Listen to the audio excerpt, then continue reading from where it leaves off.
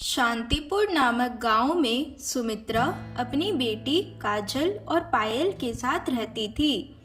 पायल की पढ़ाई अभी खत्म नहीं हुई थी, इसलिए घर का खर्चा सुमित्रा को ही उठाना पड़ता था।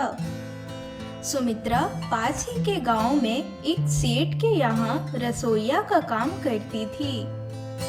एक दिन काजल अपनी बड़ी बहन पायल से कहती है, दीदी, मैं आज स्वर्णा के घर खेलने गई थी और वहाँ स्वर्णा की माँ ने हमें पनीर के पकौड़े बनाकर खिलाए। दीदी, मुझे पकौड़े बहुत अच्छे लगे। क्या आप मेरे लिए बनाओगी? तब पायल ने कहा, मैं इस विषय में माँ से कहूँगी। दरअसल सुमित्रा जितना भी कमाती थी वो पैसे पायल की पढ़ाई में अधिकांश खर्च हो जाते थे और रसोइया होने के बावजूद सुमित्रा अपने बच्चों को सादा भोजन ही करा पाती थी।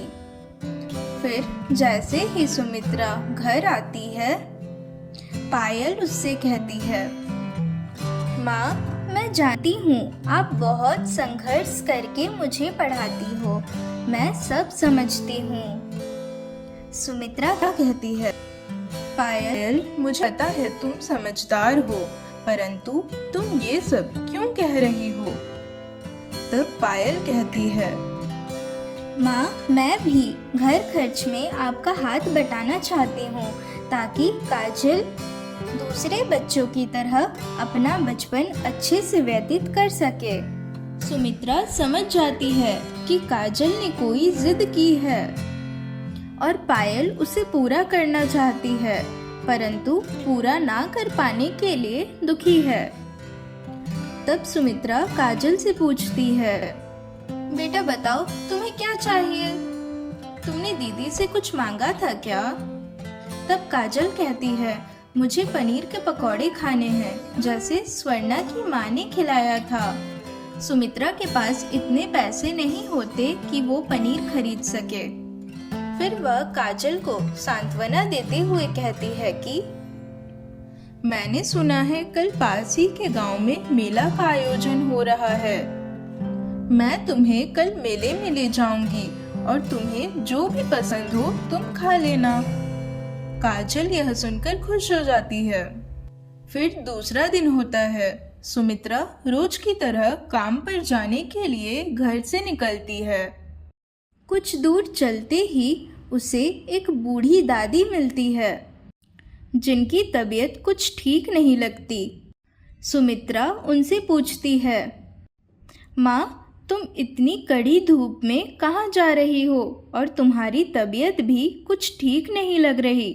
तुम्हें कोई समस्या है तो तुम मुझे बताओ।